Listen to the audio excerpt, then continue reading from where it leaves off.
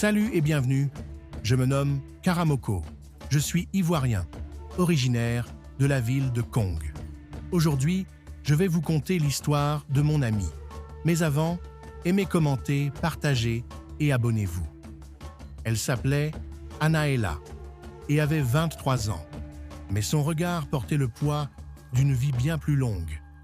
Née à Bouaké, en Côte d'Ivoire, dans une famille bourgeoise, elle avait grandi dans une maison chaleureuse, entourée de l'amour de son père, un commandant de brigade respecté, et de sa mère, DRH, à la CNPS.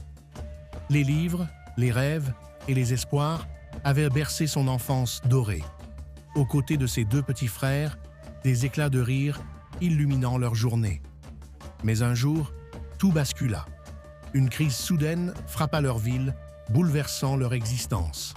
La famille perdit tout, leur maison cossue, leur stabilité, leur projet d'avenir.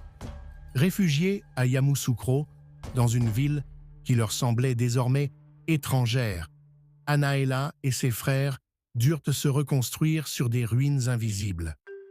Étudiante brillante en droit, elle vit ses ambitions vaciller face aux défis de la survie.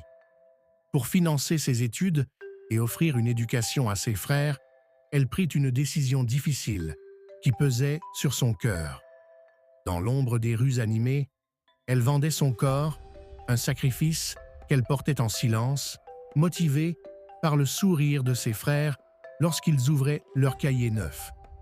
Pourtant, Anaëla restait debout. Sous ces silences, une flamme brûlait, tenace et lumineuse. Chaque pièce économisée, chaque épreuve traversée, devenait un morceau de son grand projet.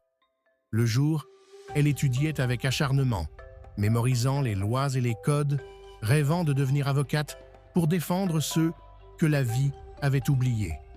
Ses professeurs, impressionnés par son talent, voyaient en elle une élève hors du commun, sans connaître les ombres qu'elle portait. Une nuit, alors qu'elle rentrait chez elle, épuisée mais déterminée, une femme élégante l'aborda. « Je te vois, Anaëla. Tu n'es pas invisible, » lui dit-elle. C'était une avocate renommée de Toumoudi, touchée par les échos de son parcours à l'université. Intriguée par cette étudiante discrète, mais brillante, elle avait cherché à en savoir plus et découvert son histoire. « Laisse-moi t'aider. Tu mérites mieux que ça. » Méfiant au début, Anaëla finit par tendre la main. La femme lui offrit un poste de stagiaire dans son cabinet et une bourse pour poursuivre ses études. Ce n'était pas une solution magique, mais une porte entr'ouverte. Anaëla s'y engouffra avec force, travaillant sans relâche entre les dossiers juridiques et les devoirs de ses frères, leur chuchotant chaque soir « On s'en sortira, pour papa et maman ». Un jour, elle se tiendrait devant un tribunal, sa voix portant haut les couleurs de la justice. Dans ses rêves, elle imaginait ses parents, souriants, fiers de la femme qu'elle devenait.